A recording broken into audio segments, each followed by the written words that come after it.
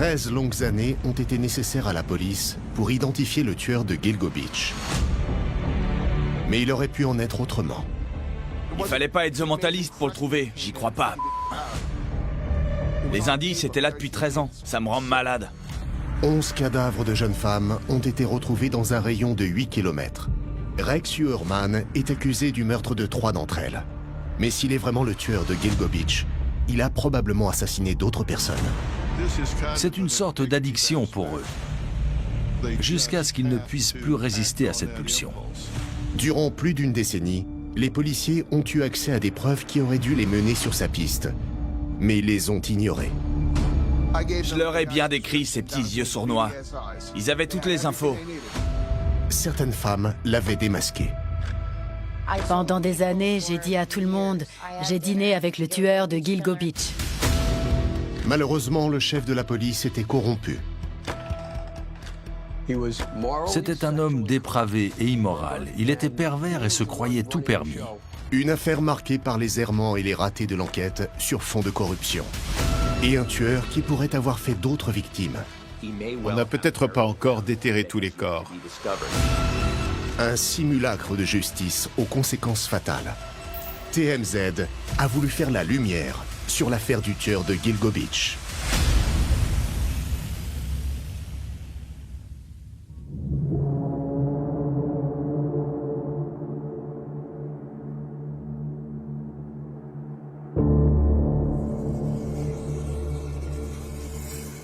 Rex Uerman is a demon that walks among us.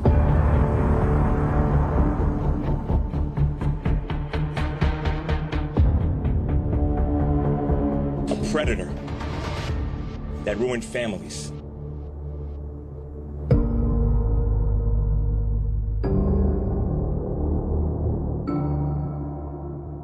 If not for the members of this task force, he would still be on the streets today.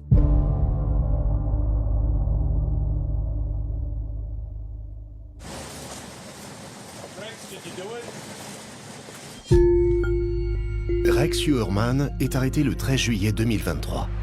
L'homme de 59 ans est accusé du meurtre de 3 jeunes femmes, dont les corps avaient été découverts en 2010 à Gilgo Beach, une plage de Long Island. The skeletal remains were found in this shallow grave. Ces découvertes macabres hantaient les habitants de la région depuis plus d'une décennie. Pourtant, les investigations n'auraient pas dû durer aussi longtemps. L'affaire aurait pu être résolue en 3 mois, au lieu d'être résolue au bout de 13 ans. J'espère vraiment qu'il n'a pas tué d'autres personnes à cause de nous. On n'a vraiment pas été à la hauteur. Je leur ai bien décrit ses petits yeux sournois. Je leur ai donné son poids, sa taille, sa corpulence, tout. La couleur de ses cheveux et j'en passe. Ils avaient tout ce qu'il leur fallait. Les victimes s'appelaient Megan Waterman, Melissa Barthelemy et Amber Costello. Uerman est aussi le principal suspect du meurtre de Maureen Brainerd Barnes. Les 4 jeunes femmes ont été surnommées les disparues de Gilgo Beach. On avait retrouvé 4 corps enterrés de la même façon dans le sable, dans une zone très isolée de Long Island. De toute évidence, il s'agissait d'un tueur en série.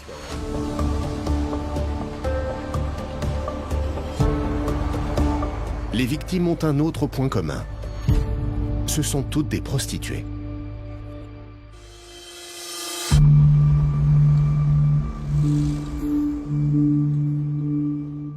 Au total, 11 corps ont été découverts dans un rayon de 8 km.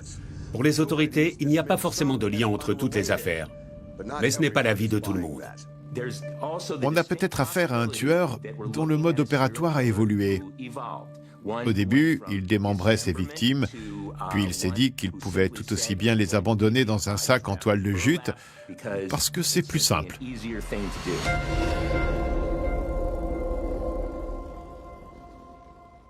State police. Yeah, there's somebody after me. I'm sorry? There's somebody after me. Shannon Gilbert, 24 ans, ne se trouvait pas parmi les 4 premiers corps retrouvés à Gilgo Beach. Mais sa disparition en 2010 va mettre les enquêteurs sur la piste d'un tueur en série. You're driving right now? No, I'm inside the house. Le 1er mai 2010 à l'aube, la jeune prostituée appelle les secours depuis le domicile d'un de ses clients près de Gilgo Beach. Elle se sent en danger et reste en ligne avec l'opératrice durant 22 minutes. What's wrong? Huh? What happened? These people are starting to come in. Elle finit par prendre la fuite, mais ne raccroche pas.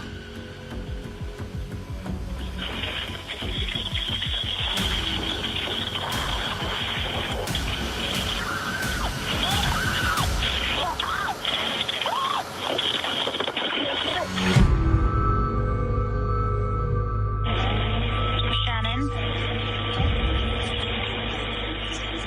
I wonder if she has a phone in her pocket.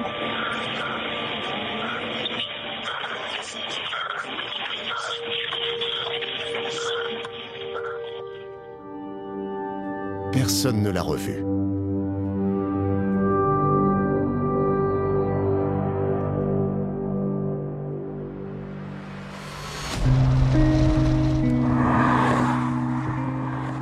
Sept mois plus tard, le 11 décembre, un agent de la police du comté de Suffolk recherche le corps de Shannon avec son chien à Gilgo Beach, non loin de l'endroit où elle a été vue pour la dernière fois. À seulement quelques mètres d'Ocean Parkway, il fait une découverte macabre. Il ne s'agit pas du corps de Shannon, mais de celui de Melissa Barthelemy. 2 jours plus tard, la police découvre 3 autres cadavres, celui de Maureen Brainerd Barnes, de Megan Waterman et d'Amber Costello. Les mois passent et l'horreur continue. 7 autres victimes sont découvertes dans un rayon de 8 km autour de Gilgo Beach. Sur les 11, 8 sont des travailleuses du sexe.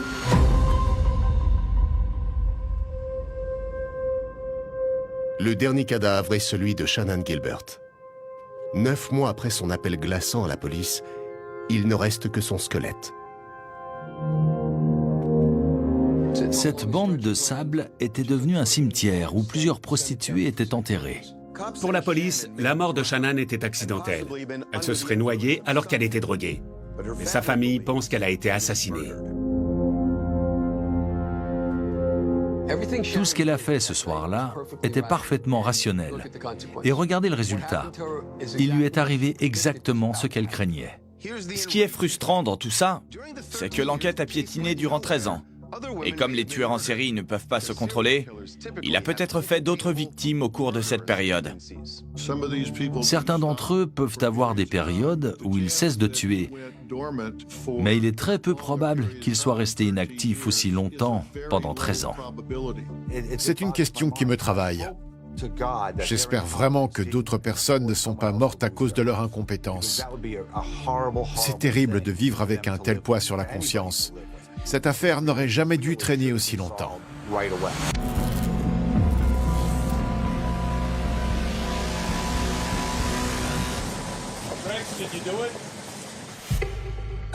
Rex Uerman a été arrêté le 13 juillet 2023 à son cabinet d'architecte de Manhattan. Il plaide non coupable. S'il est bien le tueur, cela signifie qu'il a menti à tout le monde et mené une double vie durant toutes ces années.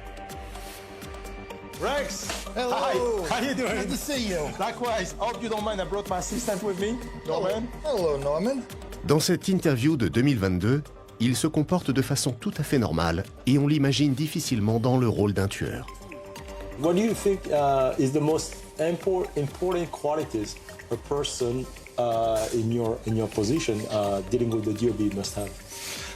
Patience. What is this job taught you about yourself?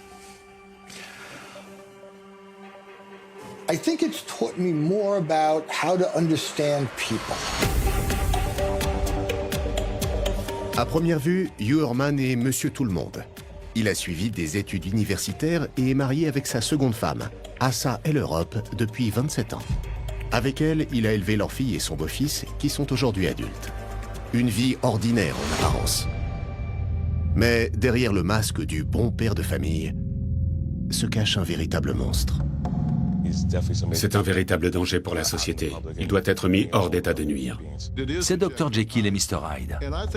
Malheureusement, on sait aujourd'hui qu'il a exactement le même profil que d'autres tueurs en série, qui, comme lui, menaient aussi une double vie. It's selfie time. Selfie time. You're fast. Ready? 1, 2, 3. Ah! Can you smile? Les gens comme lui naviguent d'un monde à l'autre sans aucune difficulté. Le père de famille devient un tueur et il change de personnage en un clin d'œil. Ils passent de l'un à l'autre tout naturellement, sans aucune culpabilité. Ils n'ont aucune notion du bien et du mal. Uermann pousse le sadisme jusqu'à utiliser le téléphone de Melissa pour appeler sa sœur. Quelques jours après sa disparition, Amanda Barthélemy a vu le numéro de Melissa s'afficher sur son portable. Elle a décroché en disant « Mais où étais-tu? Tout le monde te cherche !» Et là, c'est la voix du tueur qu'elle a entendue. Quand quelqu'un appelle une famille dans la douleur à plusieurs reprises, simplement pour le plaisir de la faire souffrir davantage, c'est qu'il prend du plaisir à faire du mal aux autres. Et c'est exactement son cas.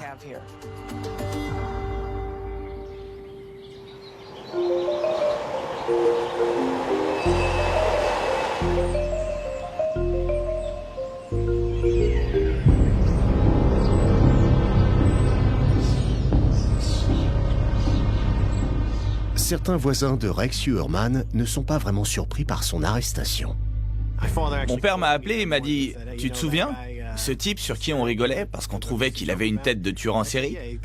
Eh bien, c'en est vraiment un. » Enfant, il était mis à l'écart et harcelé par ses camarades. Il était très intelligent, mais aussi très bizarre. Il n'avait pas beaucoup d'amis. La plupart du temps, il restait dans son coin. C'était un solitaire. Il était victime de moqueries à cause de son physique. Quand on creuse un peu, on se rend compte que les gens comme lui cachent au fond d'eux une colère enfouie. Ils font payer à leurs victimes les conflits irrésolus de leur jeunesse ou de leur enfance. Une fois adulte, Uermann était du genre vindicatif. Il a poursuivi plusieurs fois des gens en justice, les accusant de l'avoir heurté avec leur véhicule, ce qui est plutôt troublant. En général, les tueurs font tout pour éviter de se faire remarquer. Le fait que cet individu ait multiplié les actions en justice révèle une personnalité très narcissique. Il veut que les choses se passent comme lui le décide. Il cherche à exercer une domination sur les autres et à les contrôler. Les gens comme lui sont d'une telle arrogance qu'ils se croient au-dessus des lois. Donc il s'est dit « Je suis un architecte réputé, je sais très bien ce que je fais. Personne ne me soupçonnera, je ne me ferai jamais prendre. » Et malheureusement, la plupart du temps, ils ont raison. En mars 2022, l'étau se resserre et les enquêteurs remontent enfin jusqu'à l'architecte. Grâce à son historique Internet, on a découvert qu'il s'était renseigné plus de 200 fois sur les avancées de l'enquête. Il regardait aussi beaucoup de vidéos pornographiques avec de la torture ou mettant en scène d'autres pratiques malsaines. Uermann recherchait aussi des informations sur les familles de ses victimes et notamment sur un enfant. Le bornage de son téléphone le situe à proximité des 4 femmes assassinées. En comparant son ADN récupéré sur un morceau de pizza à celui d'un cheveu retrouvé sur l'un des corps, la police scientifique trouve une correspondance. En étudiant les déplacements de toute la famille, nous avons pu établir que sa femme et ses enfants étaient dans un autre état au moment des meurtres. Après son arrestation en 2023, les enquêteurs fouillent son domicile et son jardin durant 12 jours. Ils ne retrouvent aucun corps, mais mettent au jour de nombreuses autres preuves, dont près de 300 armes à feu. Et ce n'est pas tout. Uermann avait aussi des propriétés à Las Vegas et en Caroline du Sud.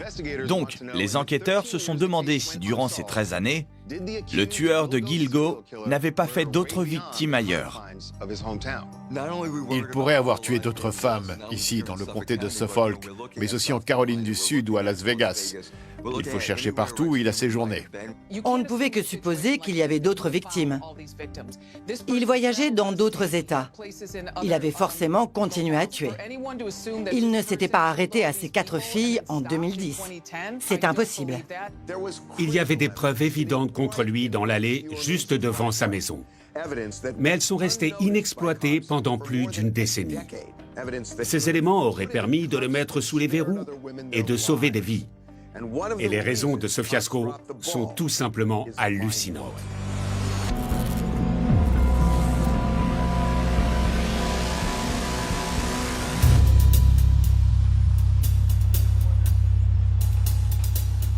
Rex Heuermann a continué de mener tranquillement sa vie et probablement de tuer, sans être inquiété pendant 13 longues années. Beaucoup de personnes affirment que le suspect aurait dû être appréhendé bien plus tôt. Avec tous les éléments qu'on avait, c'était un simple cas d'école. Dès le début, une preuve essentielle a été négligée alors qu'elle s'est finalement révélée d'une importance capitale. Cet élément a été ignoré ou délibérément mis de côté pendant des années. Il s'agissait du témoignage de Dave Schaller. Ce type était carrément flippant. Un truc n'allait pas chez lui. Il faisait froid dans le dos. Schaller était le colocataire d'Amber Costello, une des 4 femmes retrouvées à Gilgo Beach. Quelques jours avant sa disparition, il a eu une violente altercation avec un homme venu chez eux pour une lap dance. D'après lui, il s'agissait de Rex Heuermann. J'étais sorti et elle m'a appelé parce qu'elle avait beau lui dire non. Le type essayait de la toucher. En gros, il avait essayé de l'attraper pour la violer. Donc, je me suis précipité là-bas et je me suis retrouvé face à un géant. On aurait dit Frankenstein, un type immobile, sans aucune expression. Je lui ai dit « Ah, tu fais quoi là? Barre-toi !» Il a juste fait non de la tête. Je lui ai dit « Ah ouais ?» Et je l'ai poussé. Il m'a repoussé, je lui ai mis un coup de poing. On s'est retrouvés devant la porte. Je l'ai jeté par terre et je lui ai mis 2 coups de pied.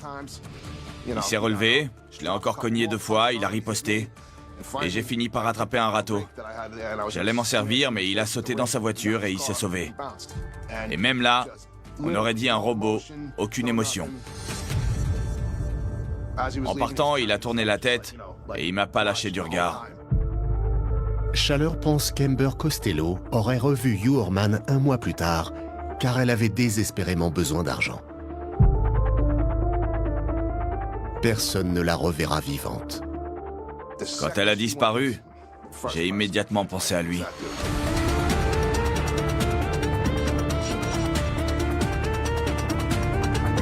Quelques jours après la découverte du corps d'Amber, Dave Schaller raconte aux enquêteurs son altercation avec Heuermann. Par la suite, il leur fournit à 2 reprises une description exacte de son véhicule. Une Chevrolet Avalanche noire ou vert foncé. Mais ils ne tiennent pas compte de ces informations. Ils avaient juste à chercher qui avait ce modèle de voiture à Massapequa, et c'était réglé. On leur avait signalé que le suspect conduisait une Chevrolet Avalanche, qu'il mesurait 2 mètres et ressemblait à un ogre. Il suffisait de parcourir les rues du quartier sur Google Maps pour tomber sur sa voiture. Sur ces clichés, le véhicule en question apparaît tantôt garé dans la rue, tantôt dans l'allée des Heuermann. Des éléments qui auraient pu permettre son arrestation bien plus tôt et éviter qu'il sévisse à nouveau.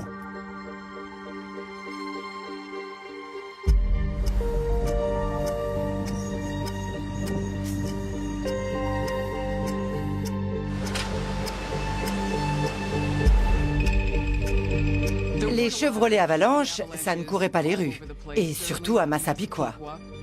Donc, clairement, il suffisait de retrouver la voiture pour se dire « bingo, on le tient ». Pour moi, une telle information était capitale et aurait dû être prise très au sérieux. Pourtant, la police suivra cette piste des années plus tard. Pendant l'enquête de 2010, il n'était fait mention nulle part d'une Chevrolet Avalanche et d'un type de 2 mètres ressemblant à un ogre. Pourtant, le chef de la police et les inspecteurs chargés de l'enquête avaient forcément eu connaissance de ces éléments.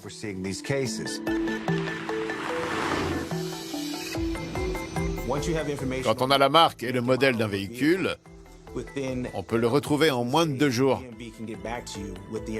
La base de données nous donnera la couleur, la plaque minéralogique, le nom et l'adresse du propriétaire.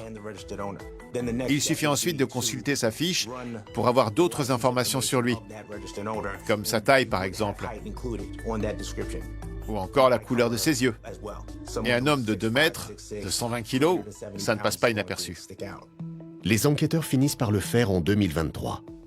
Une fois la voiture retrouvée, il ne leur restait plus qu'à exploiter les relevés téléphoniques et les traces ADN pour arrêter le coupable.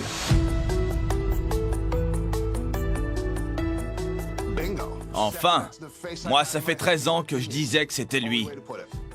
Bien sûr que c'est lui le coupable. J'aurais voulu le voir, rien que pour lui dire « Tu te souviens de moi? Le type que t'as pas liquidé, c'est moi. » De notre point de vue, le fait que ces preuves n'aient pas été exploitées est inexcusable, mais surtout totalement aberrant. Ça ne doit plus jamais se reproduire. Et je tiens à m'excuser de la part des forces de l'ordre qu'il ait fallu autant de temps avant qu'il ne soit arrêté. Qui est responsable de ce fiasco? De nombreuses personnes accusent la même personne, James Burke. Il a été nommé chef de la police du comté de Suffolk en 2012 et il a été au centre d'un terrible scandale. Ce qu'il faut surtout retenir de son passage à ce poste, c'est la corruption galopante qui gangrénait la police à cette époque. Burke a été incarcéré en 2016 pour avoir frappé un homme lui ayant volé des DVD pornographiques et des sextoys.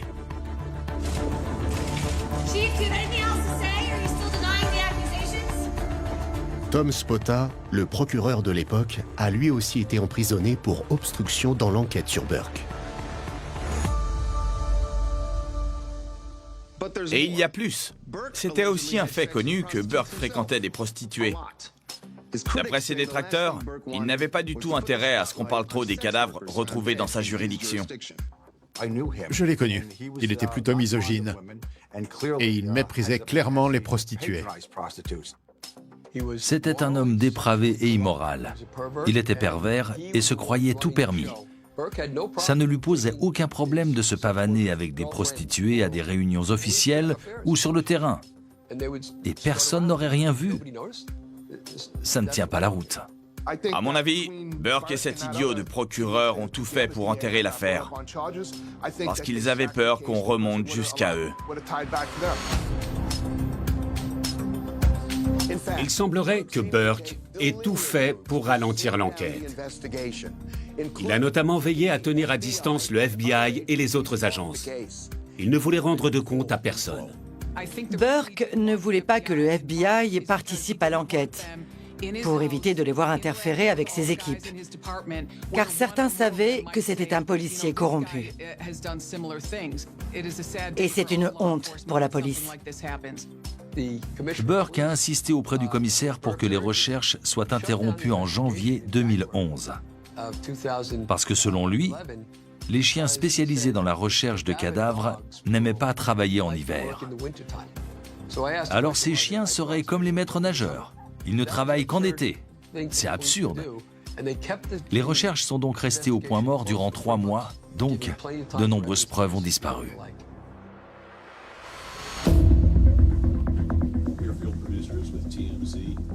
Nous avons sollicité Burke à de nombreuses reprises pour lui parler.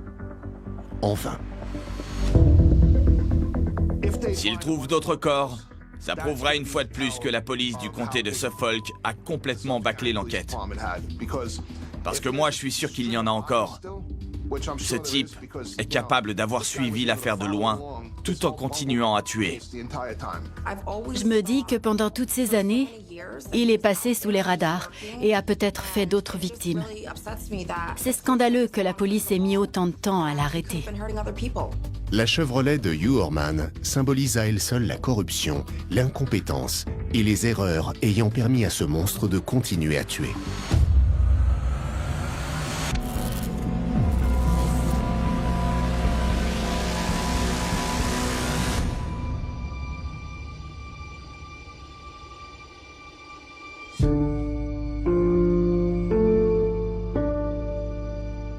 Amber était une fille adorable. C'était un véritable amour. Ces filles étaient des êtres humains. C'étaient des vraies personnes. L'enquête était biaisée dès le départ. Elle n'a pas été prise au sérieux et les moyens déployés étaient insuffisants parce qu'on ne se préoccupait pas de ces jeunes femmes. Ce n'étaient que des prostituées. Du coup, l'état d'esprit général, c'était plutôt « oui, bon, on verra si on finit par l'attraper ». Le fait que les victimes soient des travailleuses du sexe a probablement permis aux coupables de continuer à agir pendant des années. Et peut-être que Rex Heuermann avait compris que c'était à son avantage. C'est triste à dire, mais des prostituées assassinées, ce n'était pas vraiment une priorité pour la police. Pour le tueur, c'était les cibles idéales. Il savait que ce genre de victime n'intéressait pas grand monde. D'habitude, quand une femme disparaît, on en entend parler partout. Ça fait la une des journaux.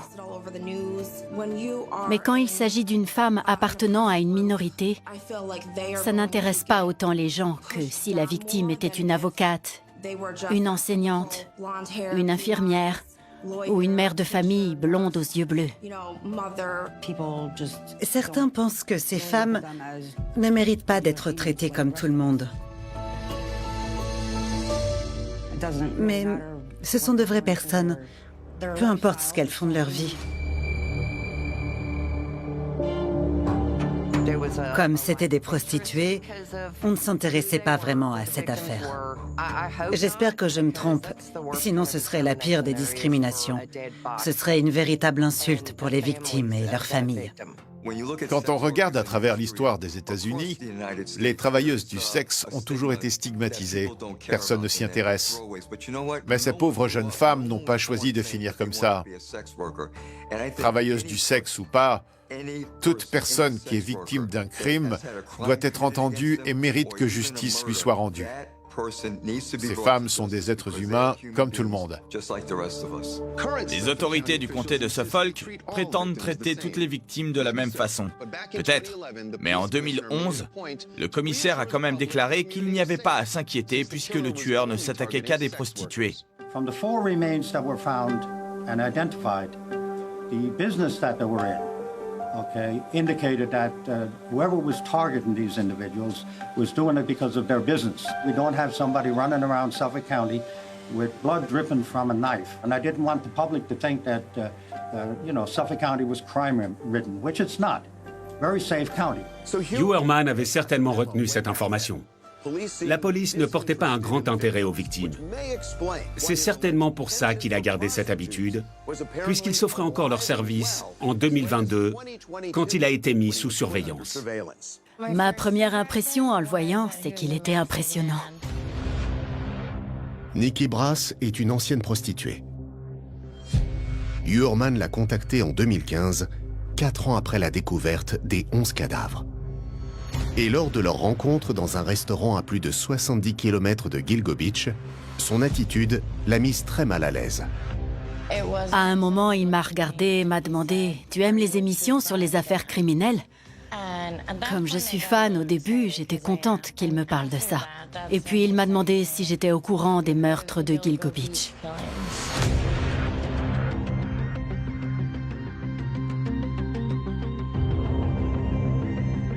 Je lui ai répondu, bien sûr, je suis de Long Island. Et quand il a commencé à en parler, j'ai senti que quelque chose n'allait pas chez lui. Il a vraiment changé d'attitude. Il s'est redressé sur sa chaise avec un petit sourire en coin, un peu comme s'il était fier de lui, qu'il se vantait d'avoir tué ses filles et revivait les crimes qu'il avait commis. Nikki prend peur et demande à un ami de venir la chercher.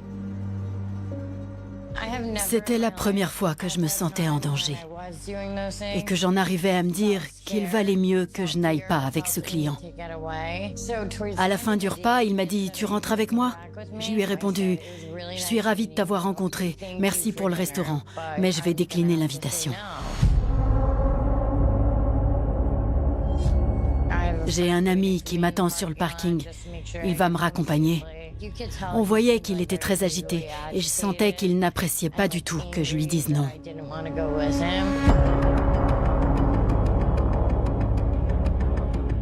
On ne s'est pas fait la bise. Vu sa taille, il se tenait planté au-dessus de moi. Et il avait l'air très énervé que je lui fasse faux bond au dernier moment. En rentrant chez elle, Nikki n'a aucun doute. Elle a évité le pire. Rex était le tueur de Gilgo Beach. J'en étais sûre à 100%. Après ça, pendant des années, j'ai dit à tout le monde, j'ai dîné avec le tueur de Gilgo Beach. Je sais qui c'est. À l'époque, Nikki ne dit rien à la police car elle est placée sous contrôle judiciaire pour une affaire de stupéfiants. Mais elle est persuadée que le client avec qui elle a dîné était bien Rex Uerman, un homme qui aurait pu être mis hors d'état de nuire 4 ans plus tôt si la police avait fait son travail. Je veux témoigner contre lui pour que tout le monde sache qu'il a continué à chercher des victimes après la découverte des premiers corps. Je veux que les gens comprennent que ces femmes ne méritaient pas ça. Elles auraient pu s'en sortir. Elles auraient pu se marier, avoir des enfants et faire quelque chose de leur vie. Si seulement elles n'avaient pas croisé ce monstre.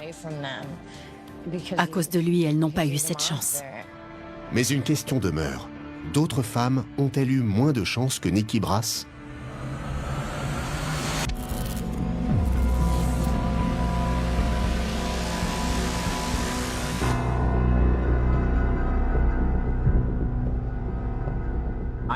L'individu qui a tué les 4 premières jeunes femmes retrouvées à Gilgo Beach pourrait effectivement être Rex Uerman. Et il y a de très fortes chances qu'il ait commis d'autres meurtres. On n'a peut-être pas encore retrouvé toutes ses victimes. La police cherche d'autres victimes potentielles dans tous les endroits que fréquentait l'architecte, notamment à Las Vegas, où il possède un appartement. Les enquêteurs de la brigade criminelle ont été chargés de ressortir toutes les affaires de meurtre non résolues pour vérifier s'il n'y avait pas un lien avec le suspect. Ils cherchent également du côté de Chester, en Caroline du Sud, où Uerman avait une propriété. Il y avait peut-être un lien. Aliyah Bell Hall n'avait que 18 ans quand elle a quitté le domicile de son oncle à Rock Hill, en Caroline du Sud. On ne l'a jamais revue. Quand sa tante apprend l'arrestation de Rex Uerman, elle le soupçonne d'être responsable de sa disparition. Ce jour-là, elle a décidé de rentrer chez elle à pied.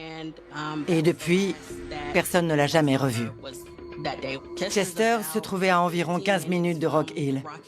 Je n'ai pas tout de suite fait le rapprochement, mais je me suis dit que c'était peut-être lié. S'ils avaient fait ce qu'il fallait à l'époque, ma nièce serait peut-être toujours en vie.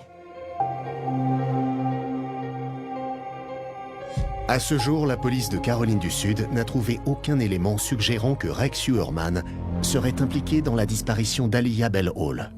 Mais les recherches se poursuivent. Malheureusement, les tueurs en série ne limitent pas leurs déplacements.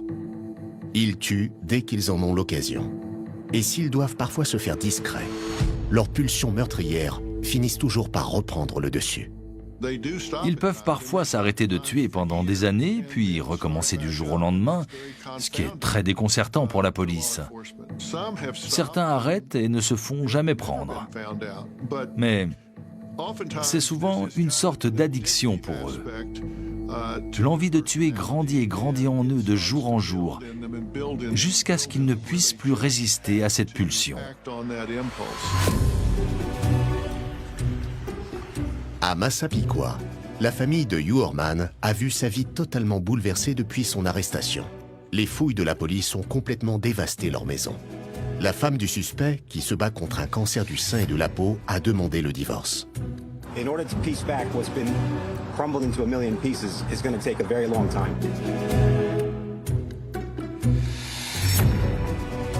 Rex Uerman clame son innocence.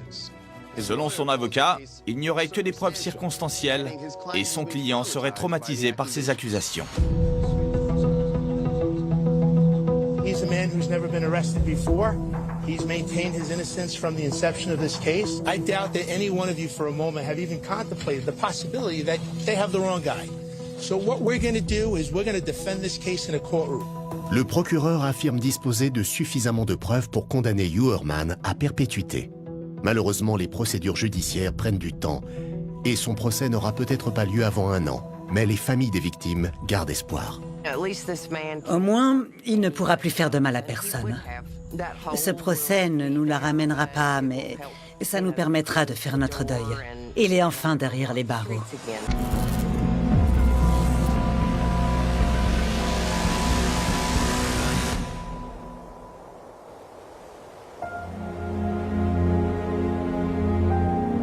We're all here to celebrate the lives of these women, also to pay respects to them. They were all beautiful women.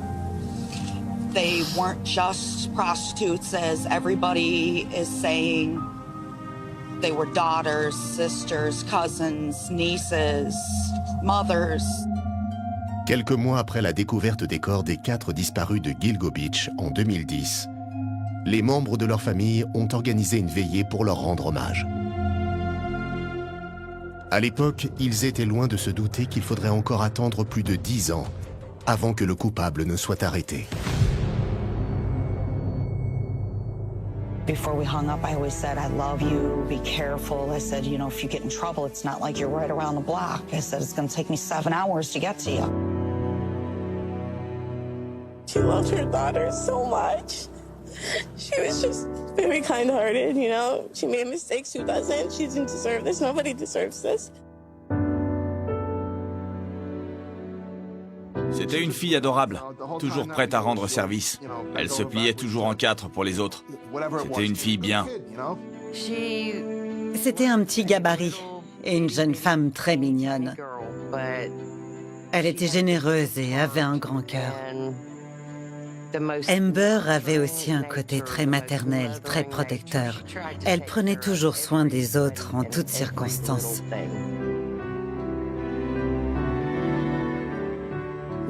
Tellement de questions restent sans réponse. Pourquoi elle? Comment? Pourquoi c'est tombé sur ma sœur? Pourquoi il l'a choisie, elle? Est-ce qu'elle a pleuré? Est-ce qu'elle l'a supplié? Est-ce qu'elle a dit, s'il vous plaît, j'ai des enfants? Toutes ces questions, je suis sûre qu'il n'y répondra pas.